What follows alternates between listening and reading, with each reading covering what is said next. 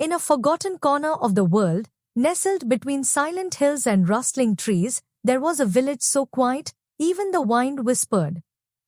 No lights, no colors, just shadows, and in those shadows lived a girl named Raima.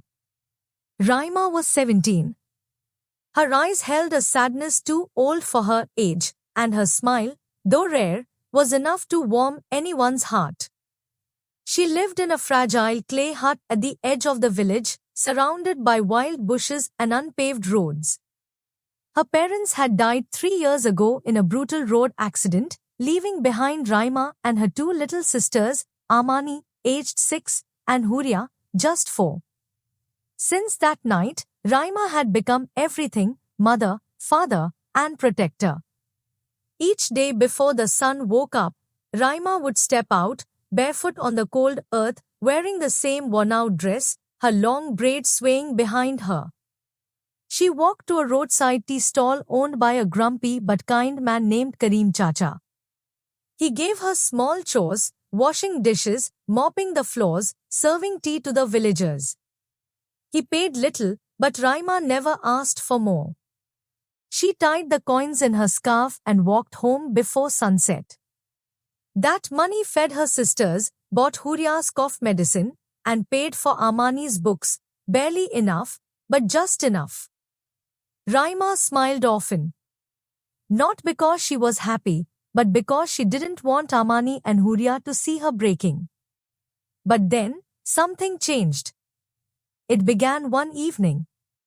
The moon was bright, the air thick with mist. As Raima walked back from the stall, she heard something. Not a voice. Not a sound. But a feeling. A presence. She stopped and turned. Nothing. Just bushes swaying. A few nights later, she saw it. A flicker of white above the trees, like wings.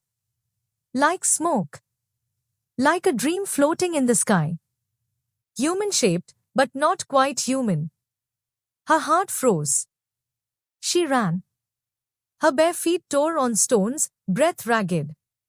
She burst into her hut, slammed the wooden door shut, and held her sisters close all night, her eyes fixed on the shadows outside. And then it returned.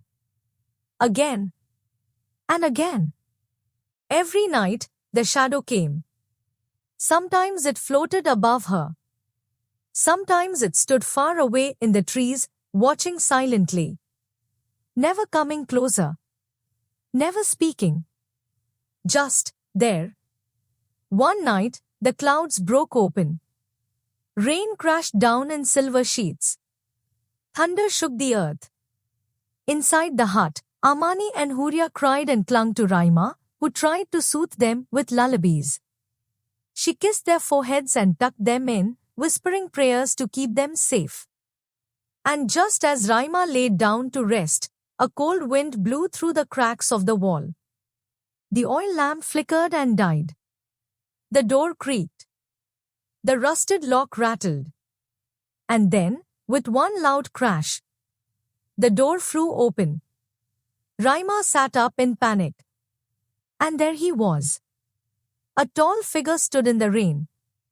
A man with glowing pale skin, sad eyes, and long white wings glimmering behind him. He wasn't wet. He wasn't real. Yet, he was there. Raima trembled. Who are you? What do you want? Don't touch my sisters. But he did not move. His voice, when it came, was deep and calm. I'm not here to hurt you. Raima. I only wanted to see you. To be near you. Her breath caught. He knew her name. His name was Sahil. He was not human. Not a ghost. Not a demon. A jinn, he said. A creature of old magic, bound to the winds and forgotten places. He had lived for centuries, wandering the world without a purpose. Until he saw her. You didn't just catch my eye, he whispered. You caught my soul. Raima was silent. Her lips trembled. He continued, I watched you walk that path every day. With tired feet and a tired heart. I saw how you loved your sisters more than your own breath. How you smiled even when your world was falling apart. Raima's throat tightened. She didn't want to believe him. But something in her heart, something lonely, believed every word. I don't want to own you, Zahir said. I just want to be near you. To protect you. If you let me. And so, he stayed. She never told the villagers.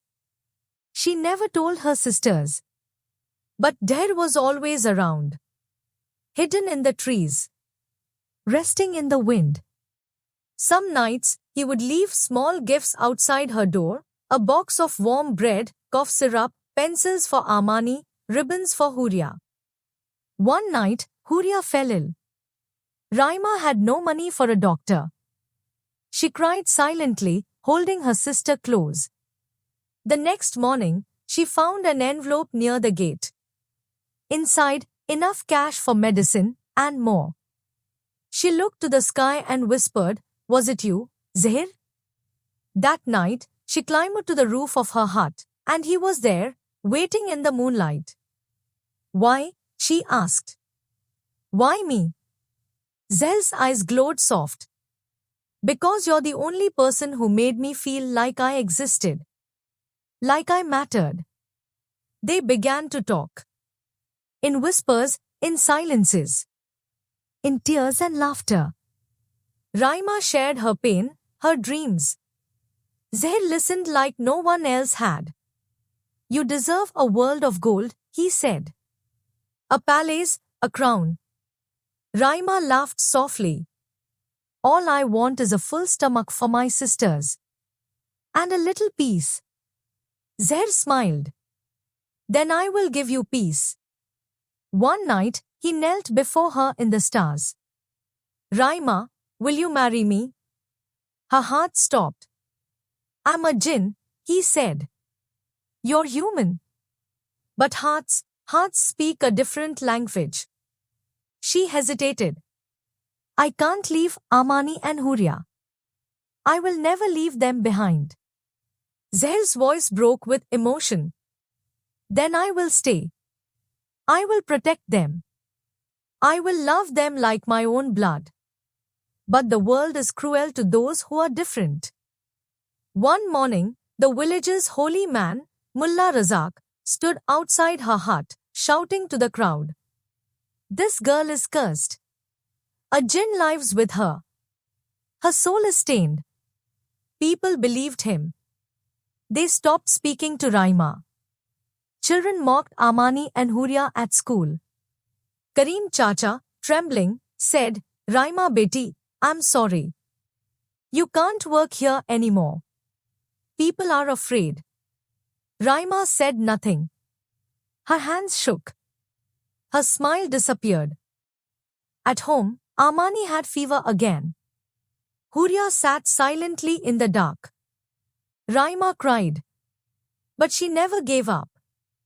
That night, Zahir appeared once more. His eyes burned with sorrow. Say the word, Raima. I'll take you far away. To a place with no pain. No hate. Raima looked at her sleeping sisters.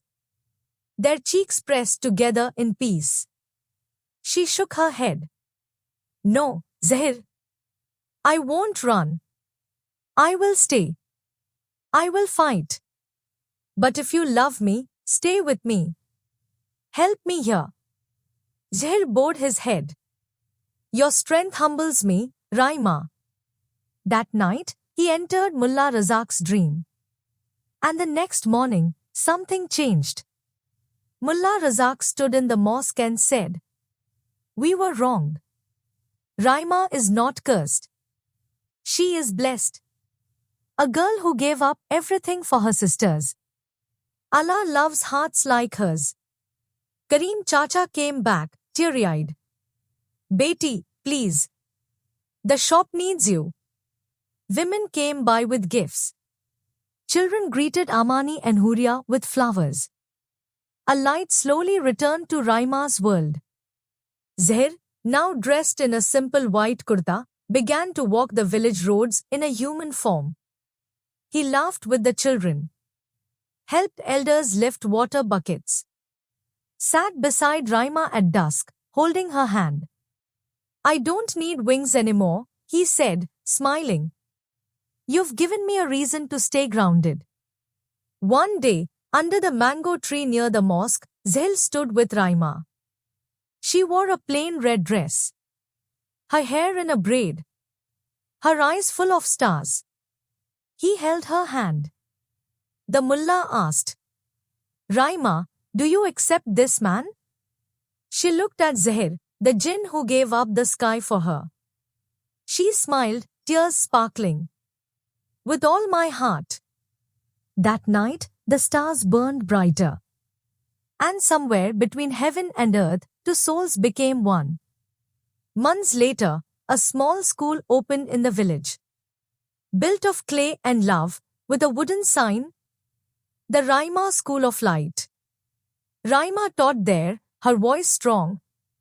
Amani and Huria studied, their smiles bright. Zahir helped every day, his eyes never leaving the woman who saved him.